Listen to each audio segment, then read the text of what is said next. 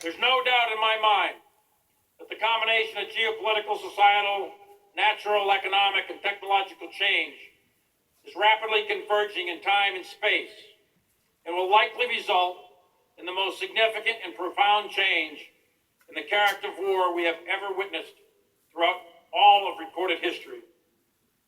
And whatever overmatch we enjoyed militarily for the last 70 years is closing quickly. And the United States will be, in fact, we already are, challenged in every domain of warfare: space, cyber, maritime, air, and of course land. So what are the logical implications of what must we do to prevail as an army in future combat? The first thing is to understand the basic likely outlines of that future world. Although we cannot determine the exact environment we will have in 2030 or 40 or 50 or beyond, we can, through rigorous analysis, determine what the world is likely to look like in its broad outlines. There will surely be lots of surprises along the way to the future, but we can get the basics about right to develop the forces and the weapons and the equipment that we need to protect our great nation. And then we have to place the big bets in research and development in science and technology, while simultaneously conducting legitimate and genuine experiments with our force designs and our doctrine. And this means to us, the Army, that every assumption we hold, every claim, every assertion, every single one of them must be challenged. War tends to slaughter the sacred cows of tradition, of consensus, of groupthink and myopia. The next war will be no different. Those of us, or those nation states that stubbornly cling to the past, will lose. They will lose that war, and they will lose it in a big way. We should think of nothing in the past as sacred except the concept of victory. The structure and organization of our Army, both operational and institutional, may change drastically, and we must be open-minded to that change. We may not have divisions or corps or tanks or Bradleys. We don't know yet. But we are on a serious and deliberate campaign of learning to figure it out. And I can tell you, we need to figure it out pretty fast.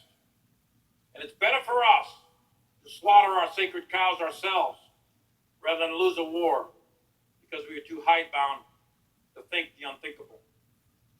At this point, we can say a few things we've learned over the last year of study that we've done intensely about future high-end war between nation states or great powers. And the first, not surprisingly, is that will be highly lethal. Very highly lethal, unlike anything our Army has experienced, at least since World War II. With sensors everywhere, the probability of being seen is very high. And as always, if you can be seen, you will be hit, and you will be hit fast with precision or dumb munitions. But either way, you'll be dead.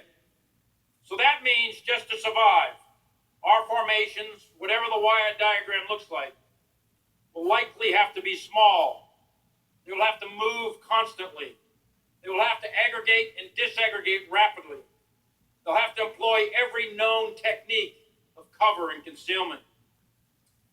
In a future battlefield, if you stay in one place for longer than 2 or 3 hours, you will be dead. That obviously places demands on human endurance, on equipment. But I can guarantee you, the days of Victory Base, the days of Bagram, or other static locations for comfort or command and control will not exist on a future battlefield against a high-end threat. That fact requires a significant change in our current methods of thinking, training, and fighting. Additionally, the battlefield will be highly complex, almost certainly in dense urban areas and against an elusive, ambiguous enemy that combines terrorism and guerrilla warfare alongside conventional capabilities mixed with large civilian populations. Our Army, for the last 241 years, for 2.5 centuries, has fought mostly in rural areas, rolling plains, and open deserts. Yes, we were in Baghdad, we were in Hue, we were in Aachen. But for the most part, it was rural areas rolling plains, or open deserts. In the future, we're going to have to optimize ourselves for urban combat. That fact, and I believe it to be a fact, has huge implications on intelligence collection, vehicle and weapons design and development, logistics, communication systems, and mission command. Can tanks elevate their guns to near vertical? Can UAVs